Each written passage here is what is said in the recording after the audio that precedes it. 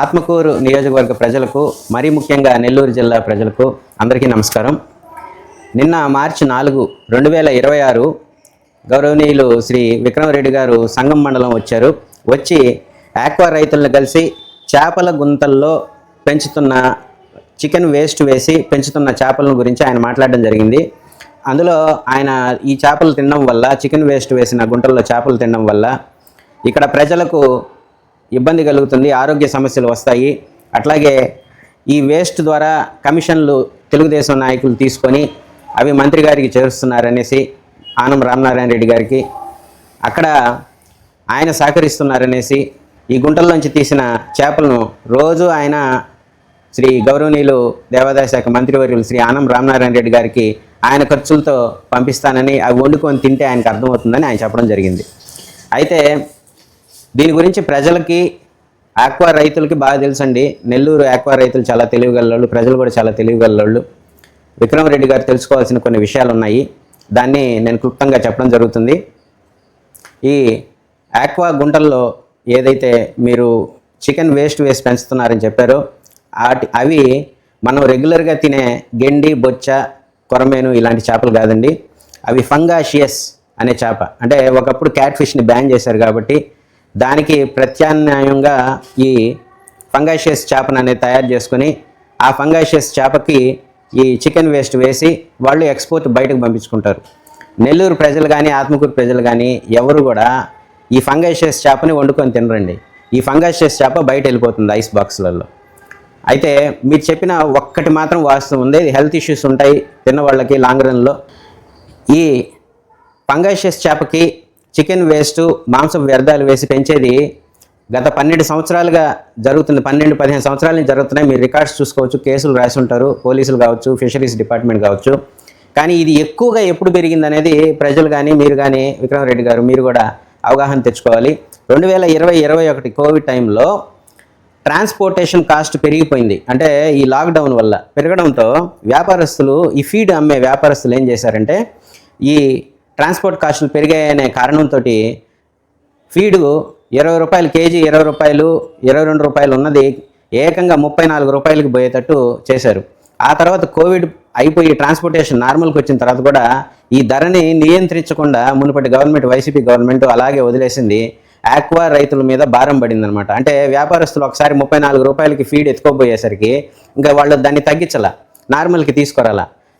దీనివల్ల ఏమైంది, ఆక్వా రైతులకి విపరీతమైన ఈ ఫీడ్ ఖర్చు భారం పడిపోయి వాళ్ళు ఈ చికెన్ వేస్ట్కి బాగా అలవాటు పడిపోయారు. అంటే ఇది చీప్గా దొరుకుతుంది కాబట్టి. సో ఇక్కడ మిస్టేక్, ఇప్పుడు సమస్య మూలాలకి పోవాలి మనం. మూలం ఏంటంటే ఈ ఫీడ్ కాస్టు కోవిడ్ సమయంలో బాగా పెరిగిపోయింది. దీన్ని వైసీపీ గవర్నమెంట్ మళ్ళీ నార్మల్కి తీసుకొని రాకుండా తెలివిగా ఈ వ్యాపారస్తులు ఏం చేశారంటే ఆ పెరిగిపోయిన మరి ఫీడ్ ఖర్చుల్ని అలాగే మెయింటైన్ చేసుకుంటే వాళ్ళు లాభాలు పొందుతున్నారు అనమాట. దీనివల్ల ఆక్వా రైతులు నష్టపోతున్నారు. కాబట్టి వాళ్ళు ఏం చేశారు, దీనికి ఆల్టర్నేటివ్గా ఈ చికెన్ వేస్ట్కి బాగా అలవాటు పడిపోయారు. సో ఈ పీరియడ్ ఏదైతే 2019-24 వైసీపీ గవర్నమెంట్లోనే ఫీడ్ ఎక్కువగా వాడడం జరిగింది. అది కూడా వైసీపీ కార్యకర్తలే ఈ మన ఈ చికెన్ వేస్ట్ అంతా సప్లై చేసేది సంగం మండలంలో. మీరు కావాలంటే ఎంక్వైరీ చేసుకోండి. కాబట్టి ఈ చికెన్ వేస్ట్ అనేది టీడీపీకి అంటగట్టడం చాలా దారుణం.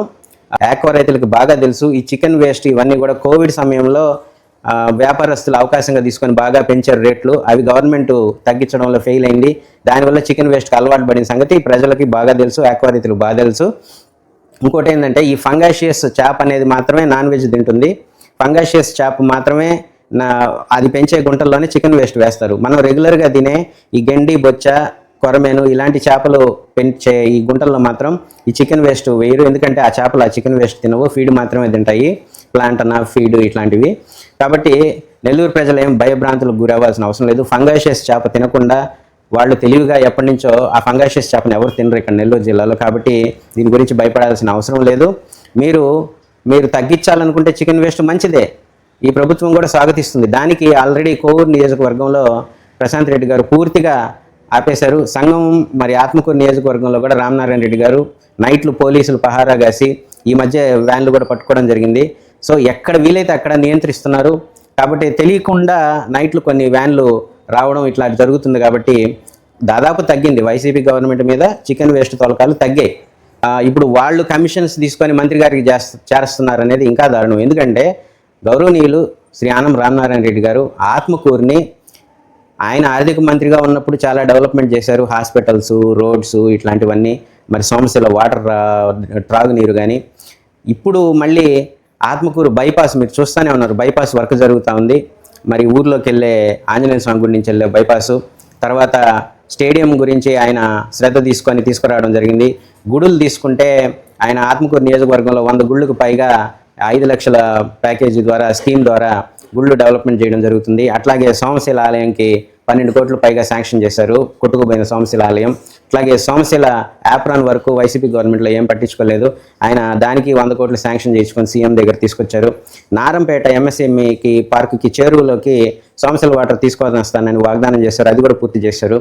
అట్లాగే ఐటీఐ కాలేజ్ సంఘం ఉంది ఆత్మకూరులో రన్ అవుతుంటే, ఇక్కడ సంఘంలో మరి దాతల ద్వారా ఒక బిల్డింగ్ తీసుకొని మళ్ళీ ఐటీ కాలేజ్ని సంఘంకి తీసుకురావడం, ఇట్లాంటివి మంచి మంచి ఎడ్యుకేషన్ కావచ్చు, రైతులకు కావచ్చు. రైతులకు తీసుకుంటే త్రాగునీరు రెండో కారుకు కూడా 60 టీఎంసీస్ సోమశిలలో మెయింటైన్ చేస్తున్నారు.